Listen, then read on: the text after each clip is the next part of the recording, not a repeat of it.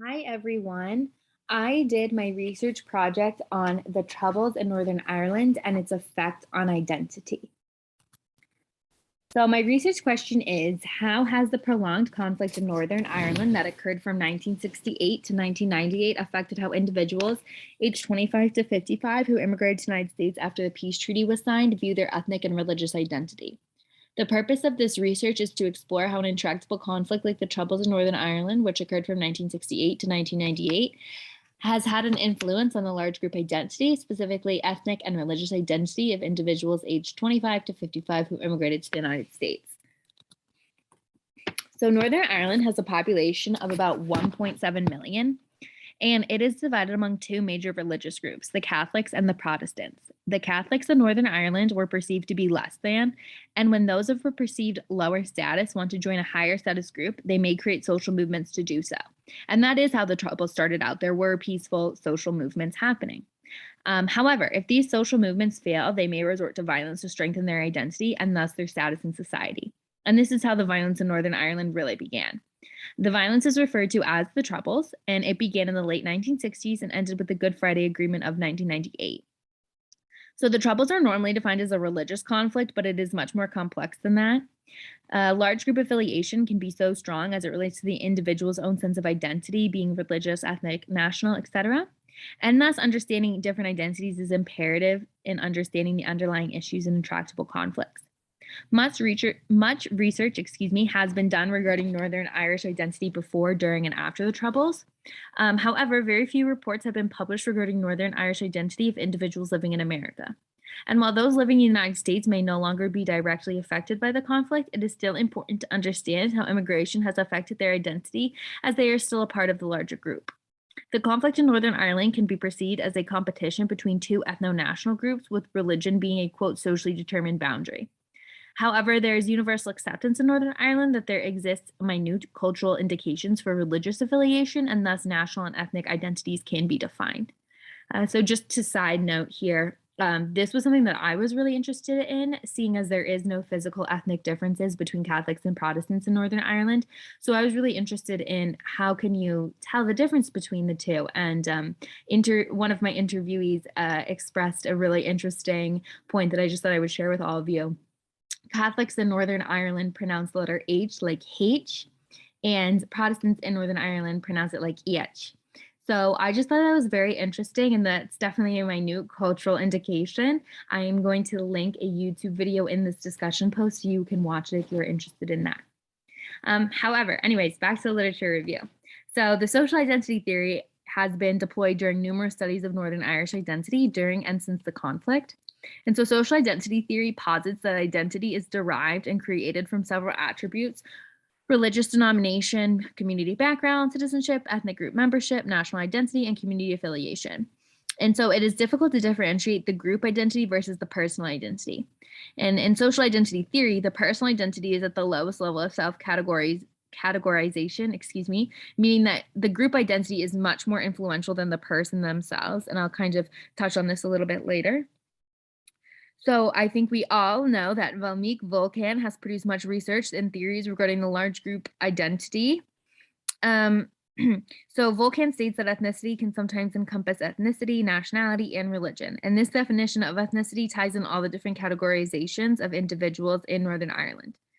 So in Northern Ireland, the self-categorization of religious affiliation remains extremely high, and the identity marker influences almost all activities in everyday life. Volkan further states that religion and politics can never be separated from each other in the minds of either the believers or the leaders of religious beings. The violence in Northern Ireland is openly associated with religion.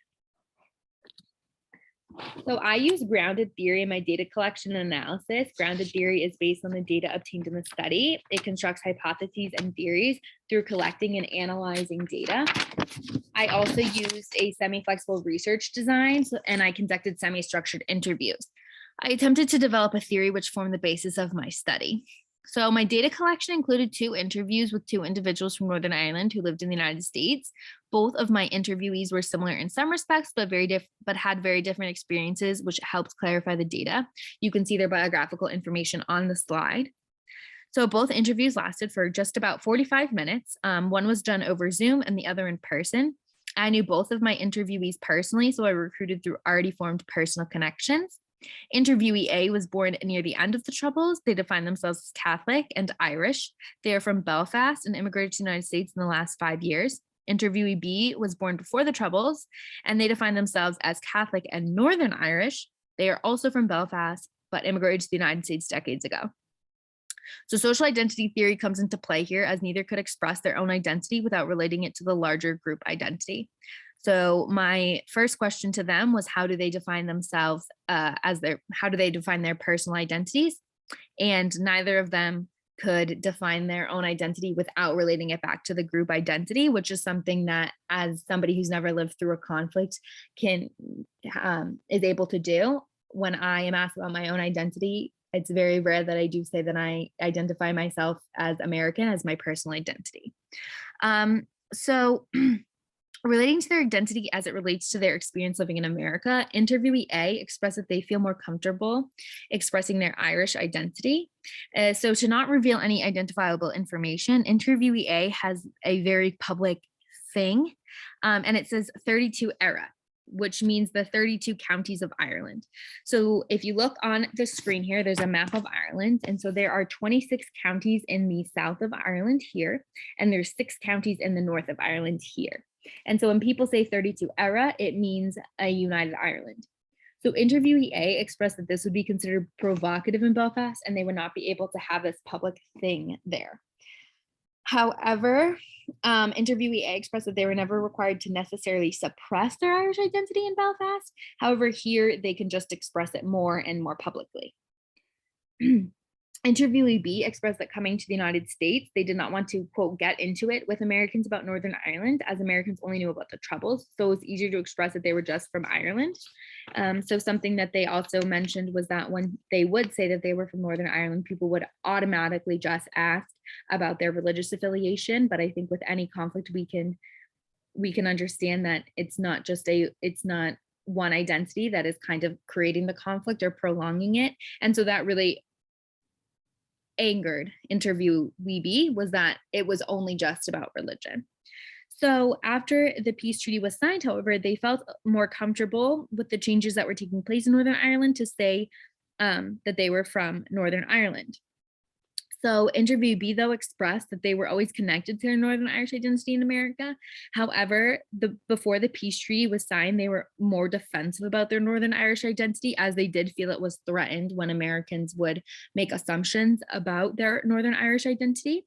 However, after the peace treaty was signed, they felt at ease to say they were from Northern Ireland. And I don't want to use the word they felt that they were prouder to be from Northern Ireland. They just were expressing it a little bit more to strangers. So as interviewee B grew up during the height of the Troubles, they had much different experience than interviewee A, which may be the reason why interviewee B views themselves as Northern Irish. It appeared due to their experiences, they could not say that they were Irish, they were Northern Irish.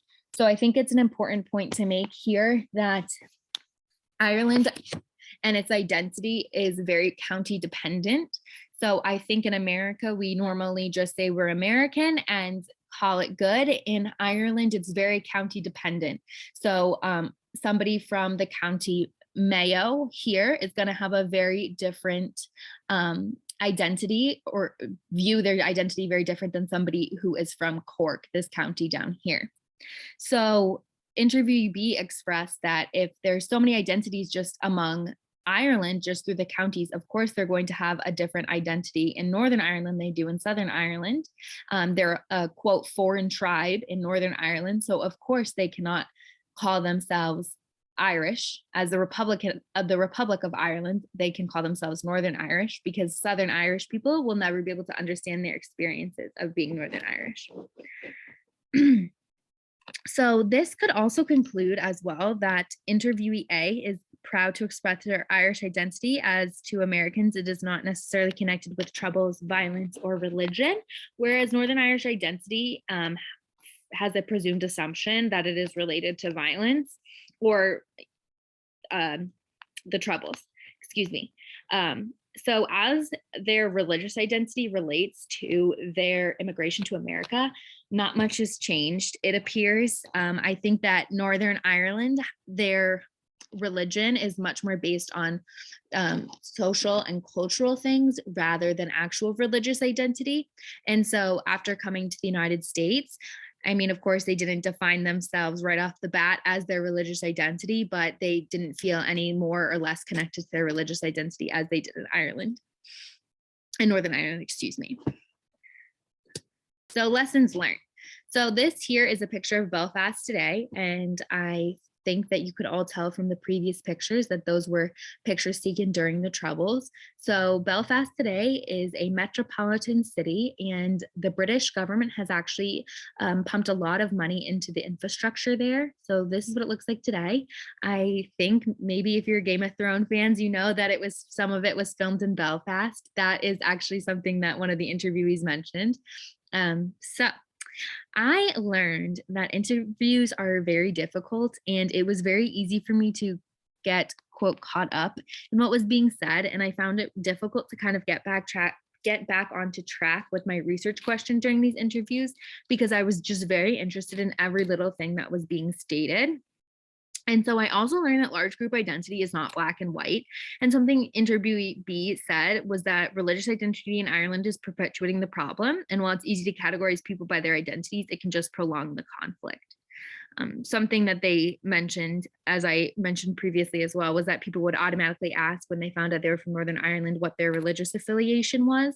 And they said to me that I had a good reason to ask. I knew why I was asking it. I was doing research on it, but they found it very difficult to answer or be willing to answer to Americans who had no reason to ask other than just wanting to know which quote side they were on during the conflict.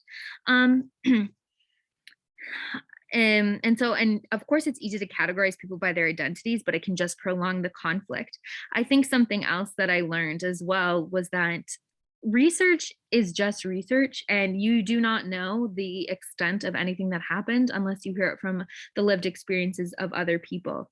Something that I read in my research was that there is very little documentation on intermarriage and inter-friendships between the two religious groups. However, from my interviews, that was completely not the case. The interviewee A, their sister is actually married to a Protestant and they got married in a Catholic church.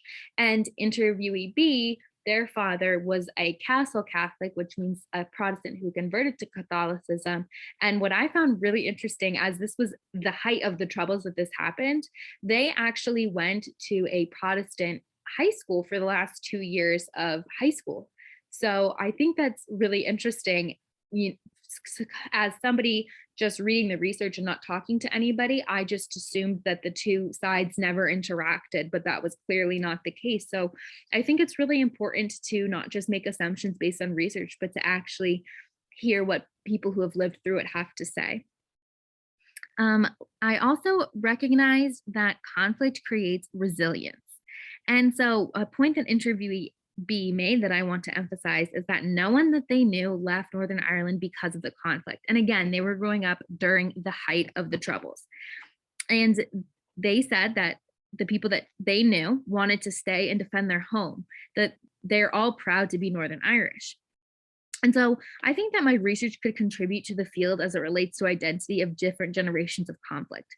While these two individuals had similar upbringings and were very similar in some respects, they were born at different times of a conflict and thus have different identities.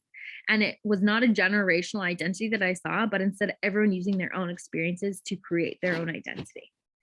Thank you all for watching, and I look forward to seeing your comments in the discussion.